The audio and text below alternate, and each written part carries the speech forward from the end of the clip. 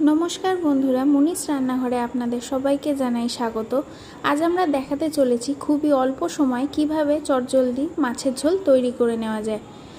সর্ষের তেল গরম করে আমরা নুন হলুদ মাখিয়ে রাখা রুই মাছের পিসগুলিকে ভেজে নিচ্ছি।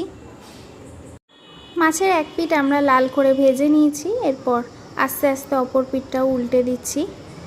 এই রেসিপিটি আপনারা খুবই অল্প সময় বাড়িতে তৈরি করে নিতে পারবেন এবং গরমকালে এই মাছের ঝোলটি খেতেও বেশ সুস্বাদু লাগে। মাছগুলিকে আমরা লাল করে ভেজে একটি পাত্রে তুলে নিয়েছি। এরপর আমরা ওই মাছ ভাজার তেলে দিয়ে দেবো কেটে রাখা আলু। আমরা এখানে আলুগুলিকে স্লাইস করে কেটে নিয়েছি। আপনারা চাইলে আলুর সাথে পটল, ঝিঙে বা অন্যান্য যে কোনো সবজি দিয়ে এই মাছের ঝোলটি করতে পারেন। এরপর আমরা এতে দিয়ে দিলাম পেঁয়াজ কুচি। আমরা এখানে দুটি মাঝারি সাইজ